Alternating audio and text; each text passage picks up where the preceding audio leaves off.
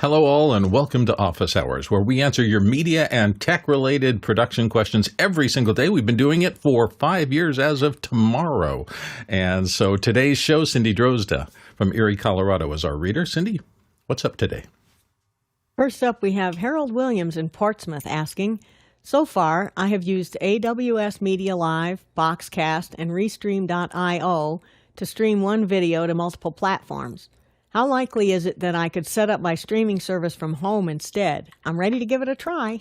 Alex Lindsay, help her out. I'm reaching into this bag to pull out an answer, and the answer is it depends. It depends on what you have. So the issue that you have is that do you have, if you're going to do this at home, are you doing it for yourself or someone else? If you're going to do it for yourself, sure, knock yourself out.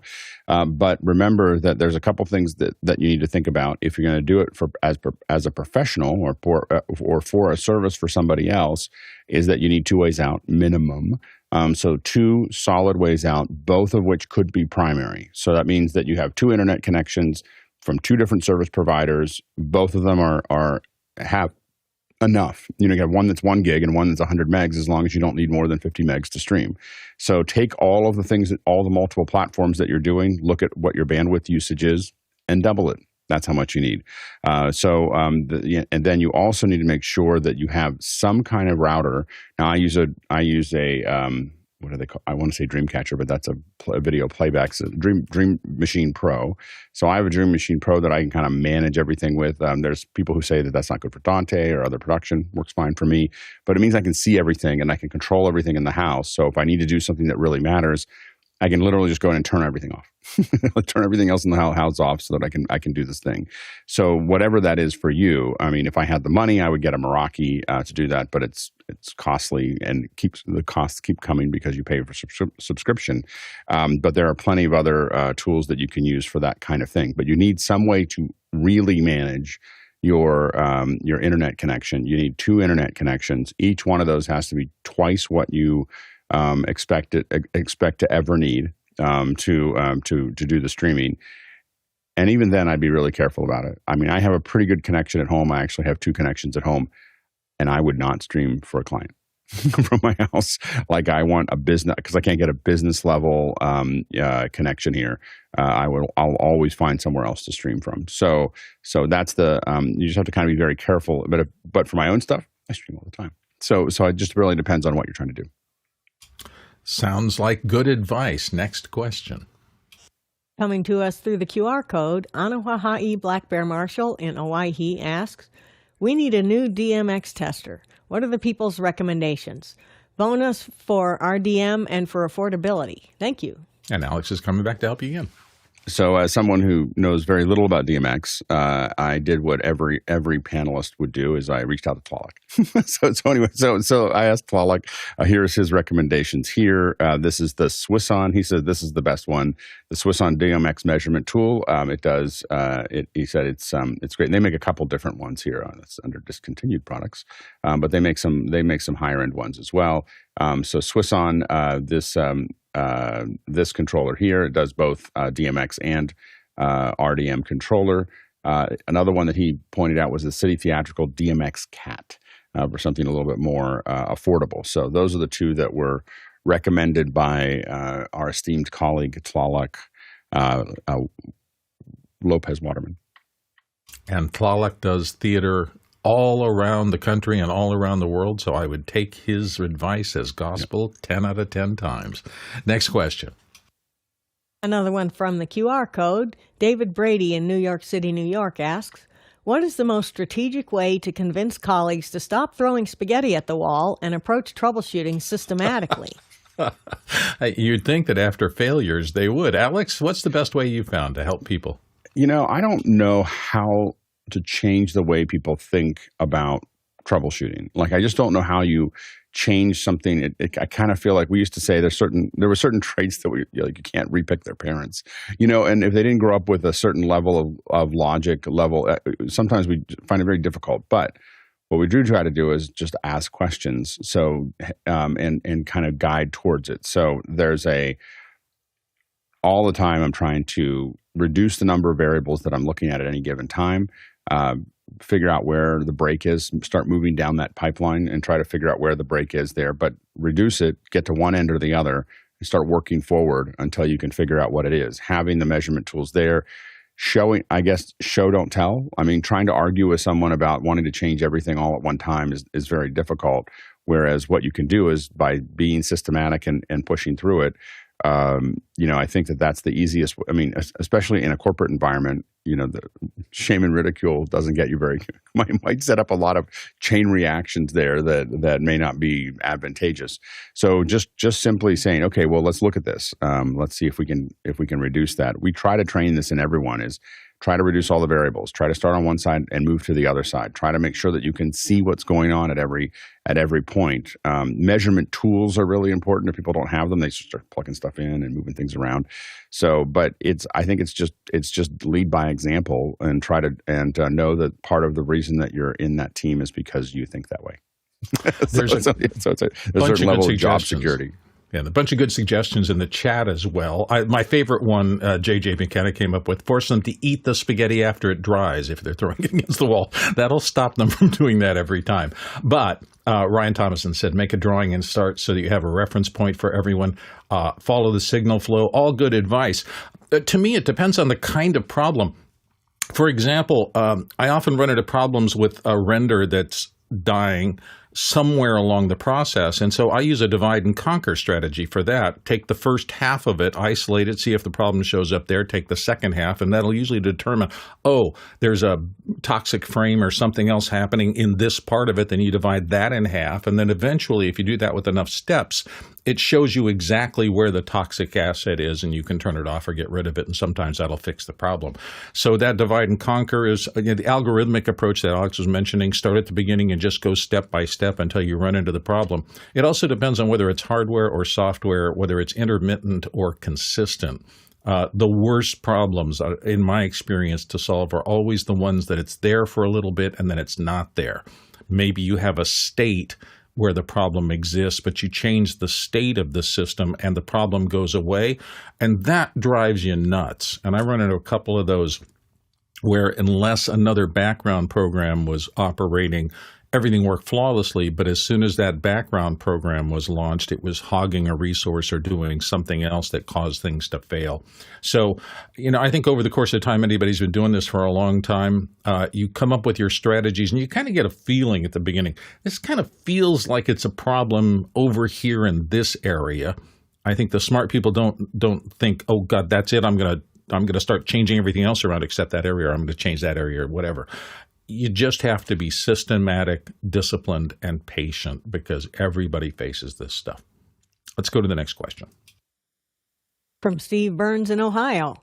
I am building a 6U rack with ATEM 2ME and 4 HyperDeck studios and want to use the correct SDI cabling to bring the signals to 2 patch bays of BNC in and out. I've used 1694A, but this is too thick and with less ventilation. Any suggestions? Alex Lindsay, what do you got? Yeah, I don't have it right on the top of my head as far as the what we use from Clark Cable, but I believe it's a 28 gauge. It's very thin. If you're not running very far, you can run a full 4K on it. Now, whether you can run higher than that is one thing, but 12G, we can run 12G for 2 feet at almost any width. So if you're using really thick cables, we very quickly move to, and I believe it's either 26 or 28 gauge. SDI, and we use the Neutrik connectors on the end so that we can kind of plug them all in really easily. We build our own cables, but all of those ones that are under 2 feet, it will cut it will definitely make it a lot less cluttered, but it'll also cut the weight of this case in half. So you really want to think about that process. And so look for those smaller ones. I'll try to find it and maybe mention it later in the show. I don't have it right at my fingertips, but that's what I would use there. And Mickey noted in the chat, it depends on the SDI standard and the length of the runs required. I've standardized on 4794R for the nearly all the runs and 4855R for very short, thin patch cables under 30 meters. I would not use 1694A as I would only assemble cables rated for 12G SDI in 2025. So there is something to be said for building cables to older standards that we kind of know are disappearing and making things as future-proof as possible. But there's some things, and that's also a reason why the chat is so valuable for this show. If you'd like to be a part of it, and if you have not been around office hours for a long time and don't know about the chat, we take your questions, and those questions come to us typically through Mukana. That's one of the two ways we get them. That's our Q&A system, and to get into that, go to officehours.global/join. We'll send you an email within a day or two, and once you've done that, you can ask, vote on, and discuss the show's questions in our live show community in real time. That's officehours.global/join. That'll get you into the system for all the fun and all of the chats like I've been quoting from here. Let's go to our next question. Chris Sabato in Albany, Oregon writes in, a colleague asked me about Broadcast Pix, and I had never heard of them. Does anyone have experience with this product? Seems like an attempt at a low-end Tricaster clone. Alex, have you heard of this? Yeah, we've had them, and I admit that it's been quite a few years since we've been downstream of them. We haven't used them, and the reason for that is that for a while that they had some scaling issues, and so they would do some scaling to the color channels that we didn't appreciate when we were downstream, and as a result, we just stopped using. We didn't stop using them. We never bought them. I think that they could have fixed that.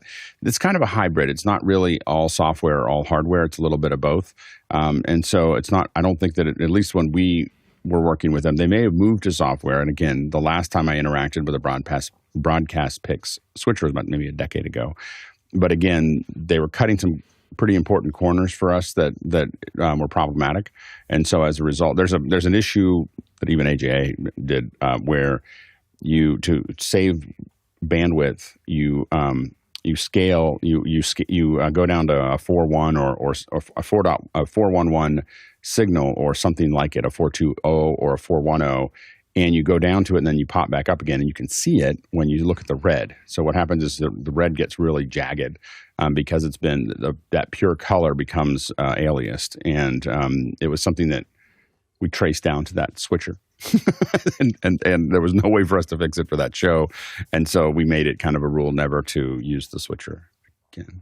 Or never be downstream from it again. So when I go to their booth, I look at the stuff. They've got great features, and there's people that seem pretty excited about it. It feels like it's kind of in this weird space between Blackmagic and Tricasters, and I just don't know.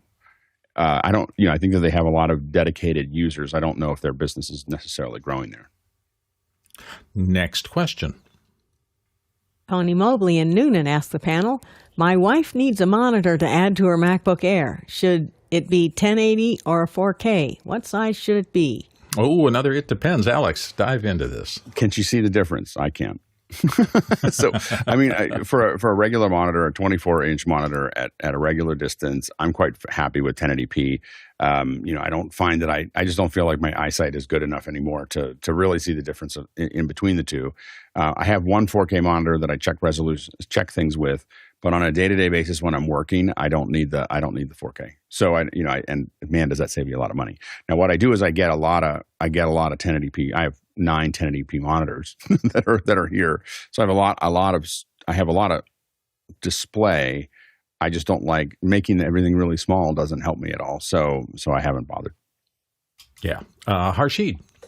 So again, yes, indeed it depends, but I would think of the type of screen it is. So let's say if it's OLED, you might get deeper blacks and higher contrast. If you're going to stick with Macs, you have the 5K monitors that they offer, but is that in your budget? So between the size, you could go up to even a 49-inch screen. If you ever listen to Leo Laporte, Lisa actually uses that. It comes from Dell. But again, it's the size and where you're going to place it. If you have less room to work with, I would say 32 is more comfortable because you get a large monitor, but you're able to work with what you need with having all that space. 24, again, you're putting your eyes more narrow into the screen. So it's the way you're going to look at the monitor and place it. And these days you could even tilt them vertically if that's all you really need. So I would say OLED is the way to kind of be just because of the higher contrast levels. And then your need-based purposes, 1080p is fine, 4K is fine. Maybe get a higher refresh rate because if you're watching films or anything else that you want to connect to that monitor, then it becomes a multi-purpose monitor. Yeah, I'm going to support all this. Plus, I'm going to say it depends. Jeffrey Powers in the chat said regular monitor or portable. And that, to me, is the thing. It sounds like your wife probably has a fixed installation. But I actually have downsized my other monitors, even at the desk here, because I want them to be mobile with my MacBook Pro. It's got a 15-inch screen. So I actually had a 19-inch monitor that I used to use vertically for my script reading in my voice booth. But when I went to equip my desk, I downsized to 15s on the IPS monitors that I'm looking at right now because I wanted everything to pack into a really small package. So between my laptop and 2 extra monitors, I can put all of that in my laptop bag. And wherever I go, that plus a couple of little mounts means that I can reset up exactly the same configuration as my desk here anywhere in the space of a half an hour and get the same experience that I have sitting at my desk, which I value. Now, again, if you're just going to be computing in a fixed location, maybe that doesn't make any difference to you at all, and that's fine. You know, you set up for yourself, but that's why we always get to the it depends. It depends on how everybody computes and what you want to do. Let's go to our next question. This one's from Chris Geekus in Chicago. I've been trying to get some sunset sunrise drone video of my institution. Had some success here and there. What are some best practices when attempting footage like this? I'm using a Mavic 3 with NDs. Alex Lindsay. The first thing you want to do is shoot in log. So let us know if you're shooting in log. You need to shoot with what a log signal will do is, of course, give you a knee at the top. So it's going to go up like this, and it's going to kind of curve off, and it's going to have a lot of data in here. 10-bit log, and which that Mavic 3 does have. So when you shoot it in that, it's going to look very washed out, but it means you've protected a lot of your highlights there. So then you can go back and start to do correction on it. And so you're going to need to take it into something like Resolve and do color correction, but that's going to allow you to compress the brightnesses so that they fit into I'm assuming what you're trying to do is get to a 709, a Rec 709 color space. And so you can compress those colors down to fit into that. So I think or you can also compress them down to fit into an HLG or other things like that. I believe that Mavic 3 also shoots HLG if you want, but I would just shoot the 10-bit D-Log is what they have there, or at least give that a shot. But that's what you're trying to do is you're trying to protect these highlights here. The ND will help a little bit, but that's going to help a lot. And then test it, shoot a lot of footage in different ways. The problem you get into is if you only expose for the sky, everything else will be in shadow. If you expose for the ground, everything will be blown out. And so getting more dynamic range into that signal is the key to the operation. Alex, everything Alex says is right. I will say that this is what is called magic hour shooting, and there's actually one in the morning and one in the evening, and it comes, the magic hour in the morning starts just before the sun comes up, and it's when the sun is reflected off of the sky and you have lower contrast as opposed to overhead sun with a cloudless day when you have really sharp shadows. At magic hour, both morning and evening, you have the combination of diffuse light because it's usually coming not directly at your scenes, your people, or whatever. You also often have that lovely red shift of sunset that we all adore, and it can make people look warmer and more inviting. So the biggest problem with magic hour shooting for me has always been it doesn't last very long. Depending on the time of the year, you may only get 15 or 20 minutes of the kind of exposure you want. Sometimes you get longer, and in some latitudes, obviously, they talk about eternal sunset in places like Alaska or down at the South Pole. Most of us here in the middle of the planet don't get the advantages of that, so we have a very limited amount of time. And during that short window, if the sun is setting or just rising, your luminance values are going to be changing pretty quickly. So there's two ways to do that. You can either chase the exposure and reset your exposure over and over again, trying to get it just right, or you can just leave things going and attempt to match things in post. For a short shot with the magic of magic hour, usually people don't try to chase exposure. That gets a little bit difficult. So for me, it's always been set up, prepare, maybe test the day before so you know what those changing light values are going to be right now where you're set up, and then figure out whether you need to change things in post afterwards. But boy, when it works right, you get glorious pictures, and that's why people keep chasing magic hour. Next question. From Mike Edwards in Brooklyn, New York. Morning, everyone. What does the panel think of Bolt AI? with the link. Alex, have you dealt with Bolt AI? I haven't. I looked at it. I was like, well, this looks like I could just do this all with ChatGPT. Like, it looks like it's actually sitting on top of ChatGPT. So I don't know if it's, and maybe I could be wrong, but even in its video, I see ChatGPT stuff in there. So I'm just like, they built some plugins for it. I didn't see what it added that I would need. So maybe I missed the thing, but it didn't show up for me as anything that I should pay much attention to. Are you feeling the same way I am, which is a lot of people are getting these AI tools that the fundamental people are doing, and that they're just repackaging them in a whole bunch of different ways and trying to market them? There's so many, and I think that there are some specialties that you could get into. And some of the magic sauce there for these is that they are building additional prompting around whatever you're asking for. So they're going, okay, you want to do this one thing, so I'm going to build all the prompting that you don't know how to do to get to that. And then I'm going to add your little thing into it. So they're kind of, making it so that it works in the vertical that you're looking for. So if you're trying to do, I have some friends that have written some ChatGPT stuff that is just for surveying or just for finance or just for, and what it does is it puts huge amounts of prompting around what you ask. So then you just ask the simple little question, how do I do this? But it's not looking at everything that ChatGPT could do. It's looking in this vertical, I understand what you're asking for, and I'm going to answer it for you specifically. So there are some advantages to some things that are more vertical, but I don't use very many of them. I kind of just prefer to write my own prompts. so it's, but I understand why they exist.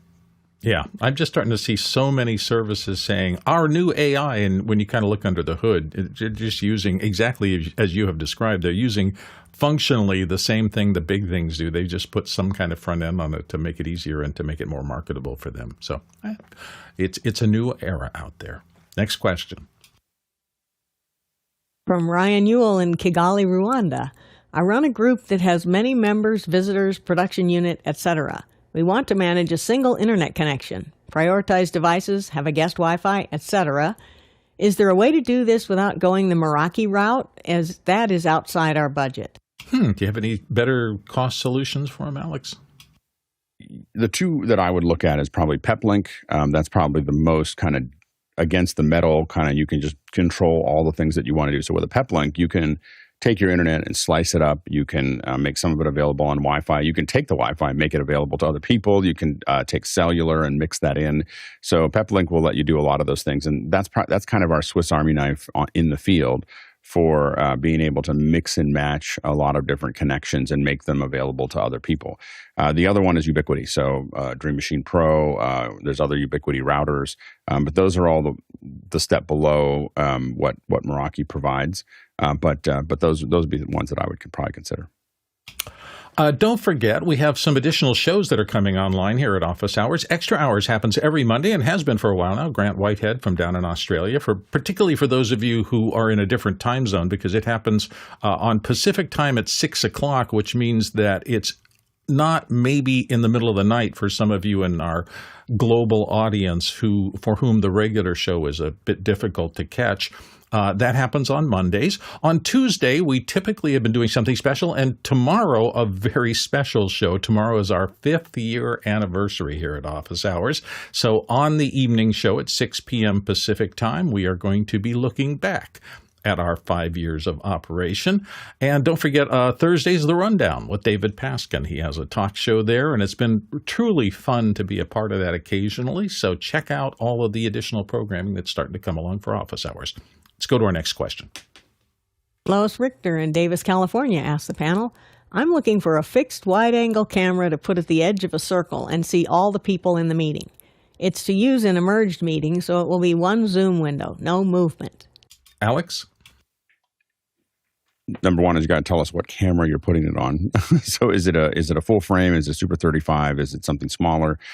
So figuring out exactly what that looks like. You're looking for an ultra wide angle, probably not a fisheye. Fisheye is going to distort the edges. So typically, you're kind of gonna. There are ones that can get as wide as 10 millimeter for that are corrected. So you can get that wide, but you really have to test it. A great way to do this is go to something like Lens Rentals.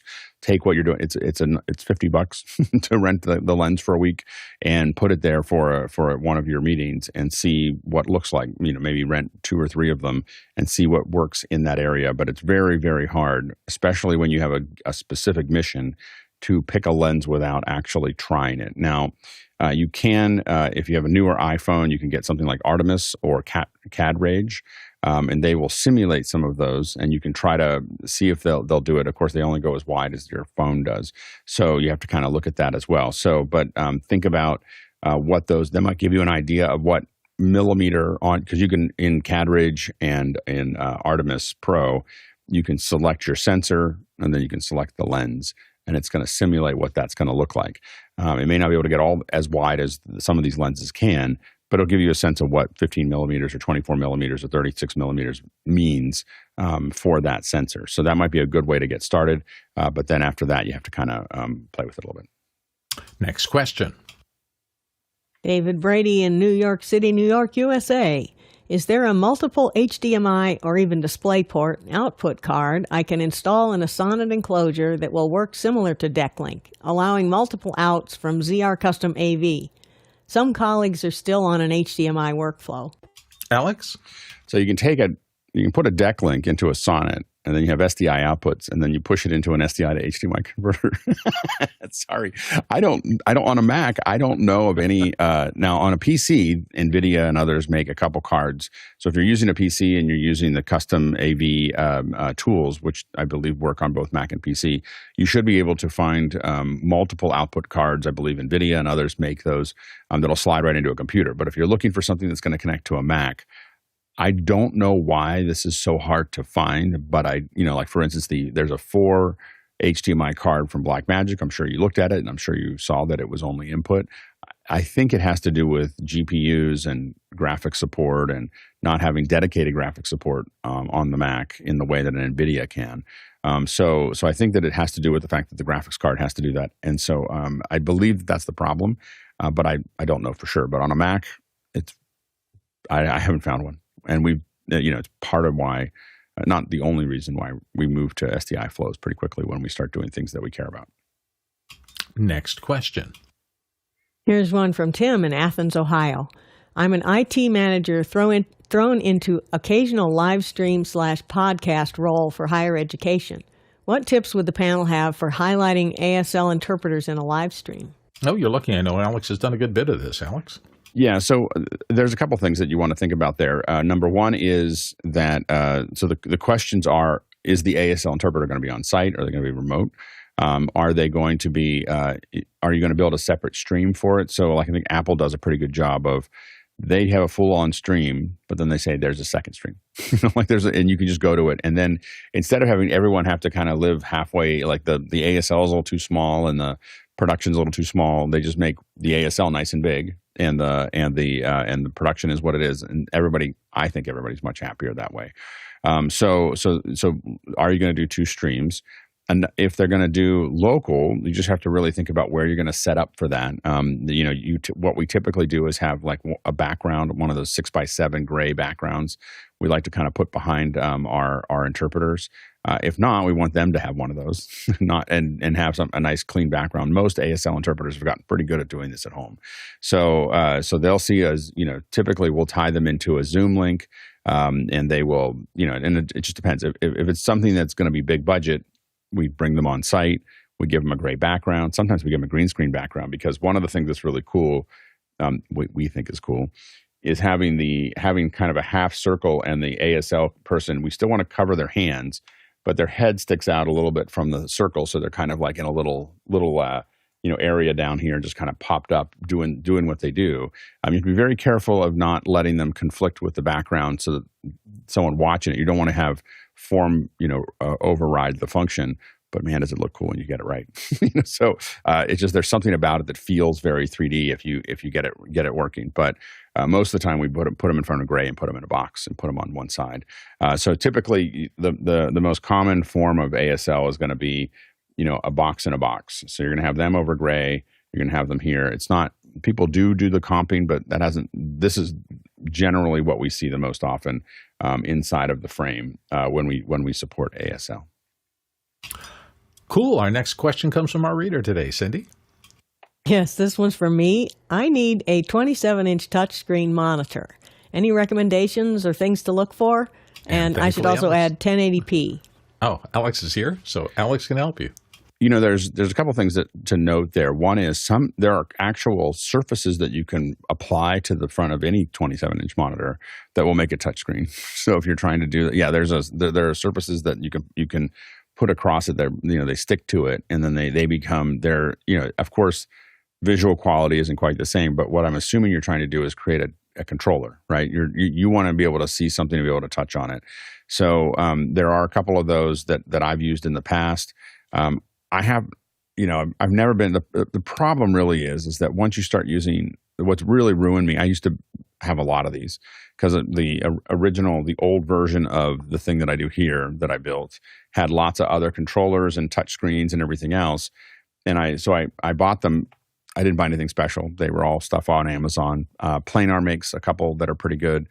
But they're all pretty expensive, and I found them to be, they were good until I had an iPad. And as soon as I bought an iPad and started using it as a controller, the problem is that the quality of and I would say most tablets now, the quality of the control, even though they're not as big, the quality of the touch is so high that it's really hard to go back to if you buy a 27-inch with the same quality of touch as the given tablet, whether it's a Samsung tablet or an Apple tablet, if you buy one anywhere near that quality of touch experience, it's going to be astronomically expensive.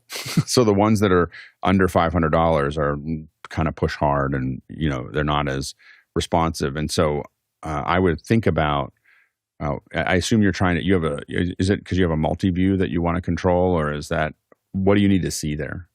I want to be able to control a variety of apps on the screen, and I need more real estate than an iPad. Right, but I guess the question is do you need, what are you trying to control? Lumix tether for focus, Zoom settings occasionally to check stuff, vMix to bring things up to view.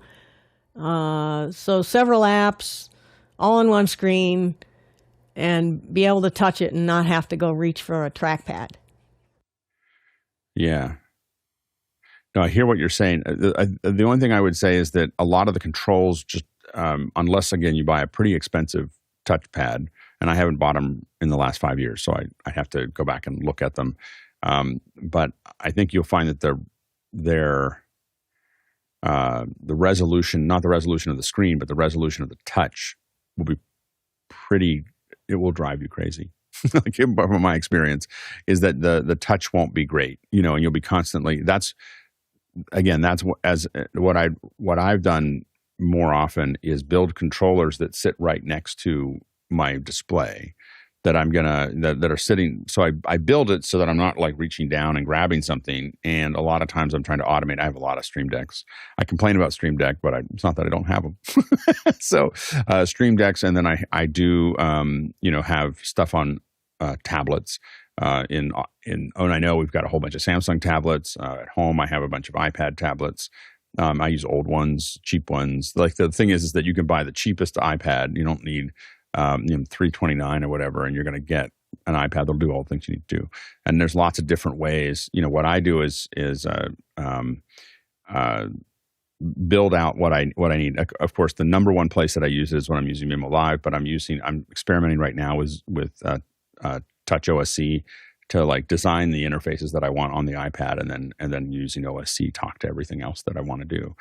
Because the question is, do you need to do fine control, or do you need to just activate things? Like that's a question for you, because activating is buttons.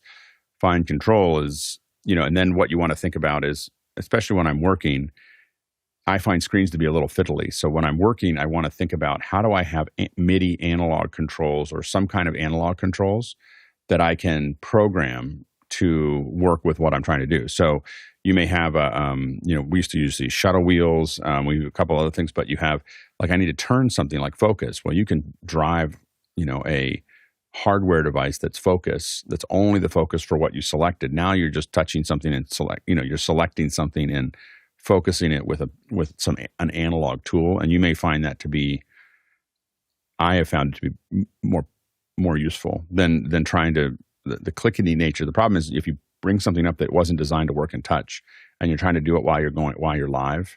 And the thing you want to be careful of is just don't have anything that's dangerous, like something spinning while you're working, like spinning really fast while you're working with blades and everything. Sorry. Cindy's a woodworker, so this is a serious consideration. I can't get away from the spinning stuff. No, I was just kidding. So anyway, but those are the things. I mean, I would think of more analog tools. A large 27-inch screen that has the resolution that I'd be happy with would probably be, I'm going to guess from the last time I looked for it, like $6,000 or $8,000. Like it's not to get the kind of touch resolution that you're used to if you're using any kind of tablet. But you can definitely get less expensive ones. You can get ones that are $300, $500. It's just that 5 years ago was the last time I bought some, and I just felt like I was going like this, like all the time, and it wasn't doing what I needed, and I found it more frustrating than doing something else. So, but good luck on that. Let us know if you find something. Do tell us, because I haven't found anything.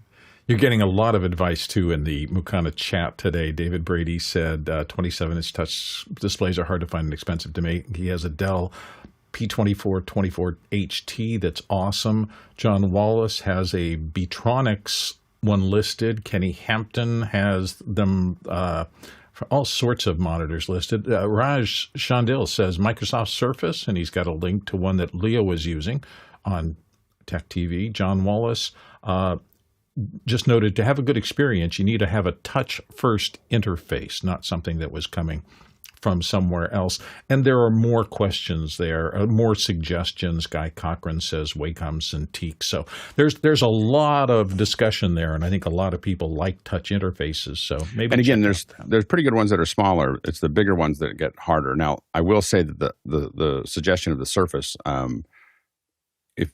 that's still, you're talking thousands of dollars for one that big, but the Surface Touch experience is very high. So I would agree with that. All right. Next question. Well, thank you, everyone. Our next one is from Paul Valhus in Austin, Texas. What are the 5 most useful apps on your Apple Watch, iPhone, or Android device? Take your pick. Oh, this could take some time. Alex, what do you think? If I'm going by the ones that I use the most, I use Carrot a lot on my phone, which is a weather app, but it's just with a lot more attitude than the regular one. On my watch, it's primarily timers. Timers and the fitness app are the two things that I probably spend the most time on my watch. I use Polycam a lot. I walk a path a lot, almost every day, and I decided to try to digitize it. I built a 3D model of like half of the path last night on the way back, just for fun. But it will grab 3D models. I'm very obsessed with. I mean, Polycam is expensive, but it's some kind of pretty high monthly fee. But I use it a lot for work, and camera, photos. Those are the big ones for me. Harshid? I'm going to say Discord is probably going to be my number one because, again, building communities, talking to different folks in different groups is really important to me. To back that up, I would say YouTube would be my second, since I could learn from it with many different videos. You could watch Office Hours Global with that. So those are my two there. And then for my Seeing AI is made by Microsoft, also available both on Android and iOS devices. Lookout Assisted Vision by Google. And then Be My Eyes. With those 3 apps there, they offer different things. But if I wanted to OCR something or know what's in my scene, I could use Lookout. I could use Be My Eyes to connect to a live person. I could connect to Microsoft Help Desk. I could connect to Apple Help Desk. I could connect to Google Help Desk with Be My Eyes. Or if I just need help by, hey, what's the washer dryer knobs on? Be My Eyes is really powerful at connecting me to a live person.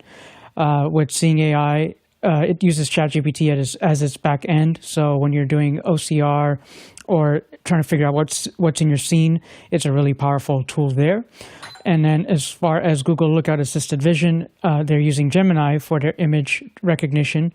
But for reading quick text, reading a document to pull a whole piece of paper, to grab any kind of important text, keep the formatting in such that I find that tool is really useful for me. And a runner-up would be Gboard. Even if you have a Samsung phone, put Gboard on it because their clipboard and dictation is one of the best on Android. And I've said it before, but the two things I use most are my watch for fitness tracking and Audible on either my watch or my phone, depending on how long I'm going to be gone for my walks. And it has made a significant difference in my health. Those two apps working together and me using them every day has resulted in a lot better health than I used to have. Cindy, you want to stick back in before? Okay, I'll give my favorite ones. Map My Run, which is a workout app. Trail Forks, which is a great one for getting maps of trails, bike paths, and such in any area at all, mine or wherever I'm traveling. And then the standard things like YouTube, Discord. Are we at 5 yet? Oh, the Weather Channel. There you go. There we are. These are useful tools. By the way, if you want the quickest way to get a question in, you can do it through using askofficehours.global or just click on that QR code that I just popped up on the screen. But askofficehours.global, put into any web browser, will allow you to put a question in really quickly. It goes into the system. It gets looked at very fast. And those questions that are put in through the QR code system or through askofficehours.global are persistent. They stick around and come back the next day. So you can watch and hopefully your question will get answered. That's the quickest way to get something in the system. Next question. John Snyder in Reno, Nevada asks, it seems there is a growing trend of using bots to create suspicious activity on YouTube channels, which triggers YouTube to demonetize and stop boosting the content. Have you ever experienced this? And is there a way to prevent or cure it? Alex, help us out. I haven't experienced it yet. I have seen some YouTubers talk about it. YouTube's working on it. Like they're definitely working on how to, bots are a huge problem in almost all parts of online right now. So they're working on it. I don't think they have a solution yet, but I don't think there's anything that you can do to fix it. I think that it's a matter of hoping that YouTube and, they have a whole team that is just trying to figure out how to make sure that people's experience is good. That they don't always hit it, but we have to remember that the sheer size of YouTube is pretty difficult to fix every problem immediately. Next question. Next one's from Tony Mobley in Noonan. Is the paid Sora with paid ChatGPT now unlimited? It had limitations in the past. Alex, have they taken off the limitations? I don't know. I have to admit that I just haven't hit the ceiling of Sora on the paid ChatGPT yet. I just haven't used it enough to need it. So I think that's been the problem is that I just haven't hit the ceiling. So I don't know if it has a limitation or not, but I'm not sure if they've taken it off or not. I know that a lot of them are trying to, so that your paid version of it provides more access, but I'm not 100% sure. Next question. Tlaloc Lopez Waterman in Providence, Rhode Island asks, I am currently using a Decklink on a project. I get some flicker on one output after about 4 or 5 hours of use. Any thought on the first troubleshooting layer? I started by checking for obstructions to airflow. Alex, does anything come to mind? What I would think about is if it's happening on the same connection every single time, then I think it's probably heat related and it's probably an RMA. So I think that that's something that is, but if it's happening across different ones, it still could be heat related. That could be but I think that the other thing that I would think about is trying to push a path. If you're doing in or out, I would try to run a pathological signal. So it's called a pathological signal. It's not a pathological liar. It's not a pathological something else. It's just a pathological signal, and it looks gray and pink, or gray. It depends on what color you think, but gray and purpley pink kind of thing. And it's one of the hardest things to push through an SDI signal, just the way that it's structured. And I would push it through and see if it happens faster. It may happen immediately. Because it's pushing that card as hard as it can be pushed. So think about that as well. Next question. Roscoe Jones in Madison, Indiana asks, Bill, have your older mics ever been to the shop for a tune-up? When should a mic go in for a tune-up? This is another one of those it depends things. First of all, are there any problems? How old is it? And with microphones, it could be 75 years old. And there are a lot of vintage mics out there that are still doing good service. If you are a smoker, or if you're in a smoke-filled shop, those particulates of smoking do get on the diaphragm somewhere. And every mic repair shop, the notable ones, the ones who do a really good job, particularly the vintage mic people, say, yes, send mics in and get them tuned up and repaired regularly. It just depends. Is it an investment mic? We are seeing so many decent sounding mics at a really low price, and I think those are kind of now almost anything under maybe $200. Sending it in is probably going to cost you that much. Now, if you're looking at a Neumann or a Sennheiser or a big Sony or something like that that's thousands of dollars, then maintenance makes perfect sense. And if you have mics that are mission critical to you, things that you have hanging somewhere and you really love the sound of them, people get very obsessive about mics. And maintaining them by somebody who is really authorized is pretty important. I will say it's getting harder and harder to find technicians who are really good at the vintage microphones. I have that old Sony SM5B that's on the shelf back there somewhere. Looks like a big pill. It's a capsule. It's the predecessor to the Sony, Shure SM7s that everybody sees now. I could not find a phone windscreen for that anywhere. And then finally somebody did one batch of replacements and I was able to snag one. But the phone had completely disintegrated on that microphone. And the difficulty for me was going to find a replacement was impossible because that mic had aged out. And, the only ones out there like the RCA 77s and things like that were all owned and prized by people who value those mics for what they are. And they're just not making parts. And the technicians who used to know how to work for them are either retired or passed away by now. So it is a delicate balance. But yes, if you have a mic that you love, there's a huge industry of people who care about them, take care of them, collect them, trade them, pass them along to somebody else who will get good use out of them. They're kind of like old friends if you're like me and have been in front of a microphone for 40, 50, 60 years. That's why I have 2 or 3 of them back on that shelf, including an old blonde Sennheiser 421U that I think might be the oldest mic in my collection. That and the SM5B are probably neck and neck. Next question. This one's from Roz Humphreys in Comox, BC. Data between my NAS and Mac is defaulting to Wi-Fi despite setting service priority on the Mac to Ethernet. Wi-Fi off, I can get the NAS to use the direct 10 GBE connection. Any ideas? Alex? Turn off the Wi-Fi. Sorry. So here's the problem is once you, we were talking about this over the weekend, once you start to use certain levels of tools, you are now adulting and you are no longer just playing with your computer. When you add a NAS, this is a production machine and this is a production connection. And you probably want to, most of my machines that are really doing production have Wi-Fi turned off. I might turn them on, infrequently to do an airdrop or something like that. But airdrop is really kind of, we're playing with our stuff. It's not like we're really doing transfers. So I think that now that you have a grown-up connection, drive system, the next thing to do is just turn the Wi-Fi off. And I would love to give you a better solution, but it is supposed to work in a certain direction, which is that the priorities inside of the Mac, if you put your Ethernet above your Wi-Fi, it should only use the Ethernet. And we find that it does it about 90% of the time. It's interestingly enough, storage systems and other things like that seem to want to go around that. They seem to want to grab onto other things. And so we have had this problem, and the only way we fixed it was to turn off the Wi-Fi.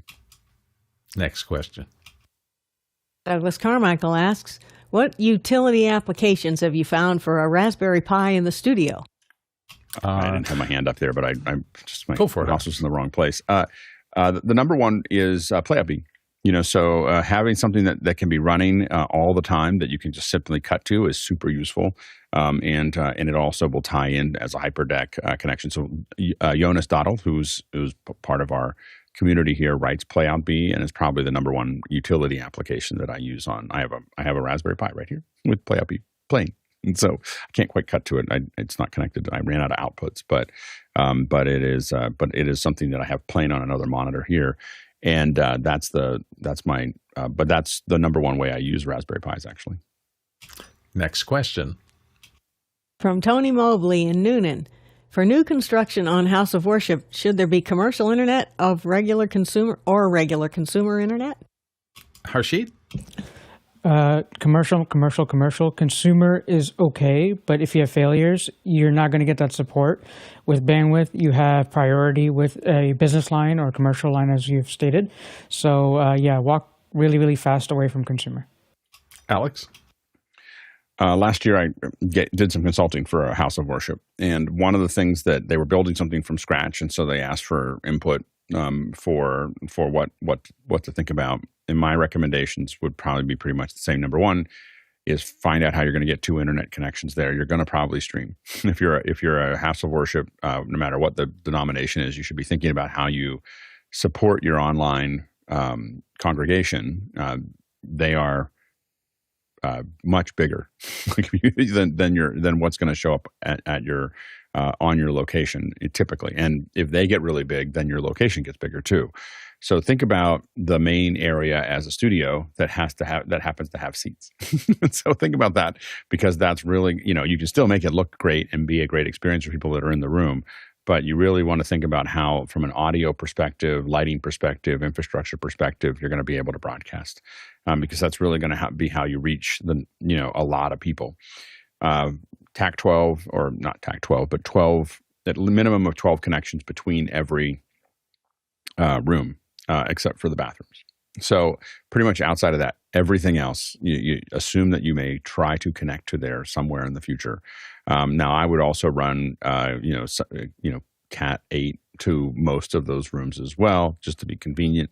But make sure that it's a hyper connected. If you're building from scratch, and then build big conduits, 3-inch conduits between everything, that's going to help you make sure that you can future proof it, because you will want to be adding connectivity. So I'm giving you a bigger answer, but if you're in new construction, it's really cheap to do it now and really expensive to do it later. Ask me how I know. So it just be prepared to really wire the place up.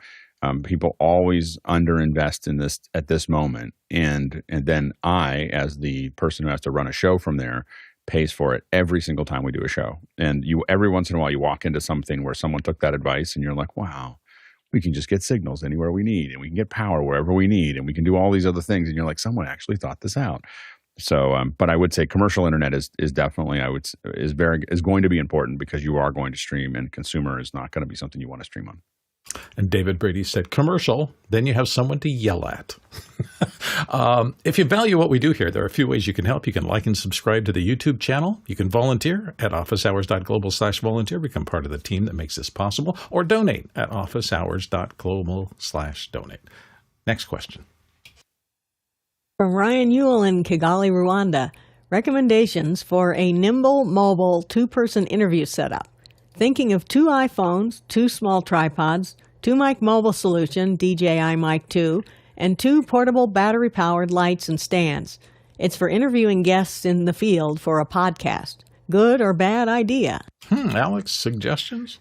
It really depends on what kind of environment you're going to be in. So the DJI mics in Kigali probably will work fine, especially if you're out in the field, if you're out of major centers. But in a contested environment, they'll fall apart pretty quickly. But if you're really close to them, they could work. The real problem is the lab nature of them is going to pick up a lot of stuff. So you're in the field, you're not in a studio, you're going to pick up a lot of things. What you really want is something that's has more off-axis rejection. So to be honest, the thing that we take oftentimes when we're in the field is an SM58. It's rugged, it's small, it is something I can put on a little stand. And those SM58, work great. There are a variety of, inputs that you don't have to use the most expensive inputs. You just have to know what you're doing. But obviously, mixed pre-3s or Zooms are great for doing those recording. You could possibly get a simple interface to grab onto those on a computer or on a phone. So if you have a newer iPhone or some Android phones or iPads, you have the USB-C connection. Most of your USB interfaces will all work with that. So you can open it up really quickly. and put those together. So those are things that I would think about there. The phones could theoretically get some good footage. We've definitely used those in the past. The thing that I like to use are two little of the Link 360s, or the Insta360 links, which is that they're little PTZs, and I set them up on little like light stands and put them in between, and I can move them around and reframe them and hook them to a laptop as long as you have a MacBook Pro with enough inputs, and those work pretty well for actually live streaming from that process. Next question. Next one's from Tlaloc Lopez Waterman in Providence, Rhode Island. Point me to the best pathological signal. I have to look at it. We usually have pretty. I have to find that for you, Tlaloc. I don't know what I would. There's a variety of different devices that we use, but they're usually integrated into something much larger. But there are a handful of small signal converters. I think that Digital Forecast, I believe, has their little the little digital forecast, I believe, generates a pathological signal, and I have one back here. I'll take a look at it and maybe reach out to you again. Sorry about that. I don't know what usually we ask for one. Someone generates it, and so I have to go back and look at something that's more small and portable than some of the larger devices that do it. Next question. Next one's from Paul Ball, who's in Austin, Texas. What are the 4 or 5 most useful Discord servers related to office hour? Well, the first and foremost one you have to go to is the Office Hours Discord server, because we have a robust community of people who talk all the time. I can't tell you the number of pings I get from people just in terms of questions about the show, thoughts about the show, things. It's just, it's been a pretty lively and well-organized place for a long time, for the whole entire 5 years we've been doing the show. Alex, your thoughts? Yeah, I was looking through mine trying to find the ones that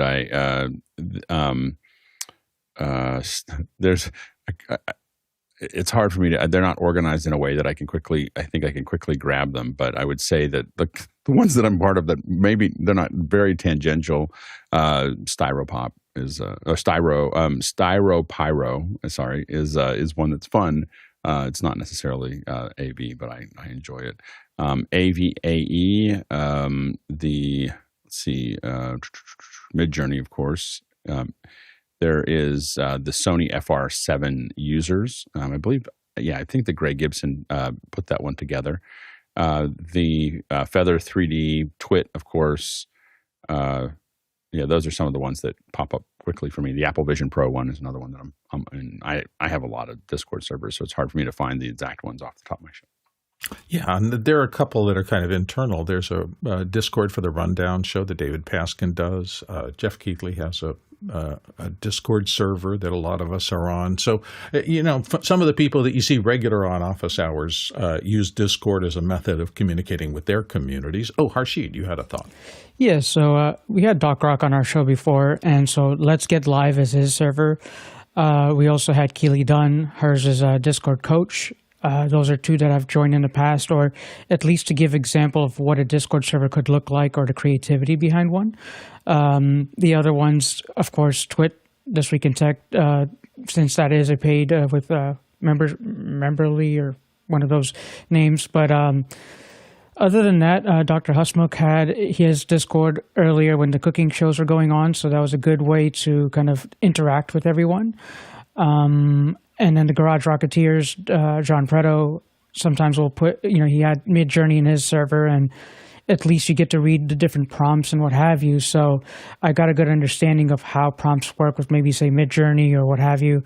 And aside from that, Podcastage, it may not be related to us directly, but Bandrew does great work with microphones and to kind of ask questions about specifics, since you have other audio guys. SoundSpeed's same difference. SoundSpeed is actually a boom operator, so to get realistic viewpoints and kind of trade notes from what we have in the consumer, prosumer world to straight professional world. So there's some great caveats there, or things to learn. And those are just a few that I could think of right off the top of my head. And Alexander Knight has his server too, so there's that. We had one last question come in. Next question. This is from me, a follow-up to my earlier question. Alex, you mentioned an overlay to put over a monitor to make it a touchscreen. Where can I find that, and what exactly is it called? There are a couple different ones. There's IR ones that you can just put as a frame. And so what happens is they're looking in and they triangulate the position of your fingers. And those are they're relatively inexpensive. If you go on Amazon, you'll see a lot of them. I don't have a specific one. I've tested them. They're good for touching things. They're not really good for trying to manipulate things. So if you're trying to move things up and down and rotate them, they're not very successful. If you're trying to create something that people tap on, they work better. What you're looking for is a touchscreen conversion film. So it's a film that will stick onto the front of it, and then it has its own connection to it. It's got its own USB connection. That it's literally going to be. It is a USB. It shows up as a trackpad, but it's just the whole screen that's there. And again, my data on this is relatively old because there was some point maybe 5 years ago where I just stopped looking. I just wasn't happy. It worked, but I wasn't happy with what I was seeing, and it may have gotten a lot better in the last 5 years. So. Thank you, everybody, for being a participant in the show today. Thanks to our producers, all of you who ask questions. Every day you come up with amazing questions that drive this show and make it all possible. So thank you. To the producers, to the panelists, thank you for coming in and providing your expertise. And to our back-end crew, the amazing people behind the scenes who put in so much effort in making this show possible every single day. We appreciate it. We could not do this without any of you. Don't forget, just another final little plug, tomorrow, 5th anniversary, 6 p.m. To the Talak Traversal today, 47,000 miles. That's 76,000 kilometers, or 372 million bananas for scale. Thanks for watching. We'll see you tomorrow. You thought we wouldn't have enough questions. There we go. We're a minute long. Don't doubt us. And here we had one too many even. Exactly. I know it. It was a late arrival. Yeah, that's what always happens. All right. See you guys. Take care. Bye-bye, everyone. Thank you. Thank you.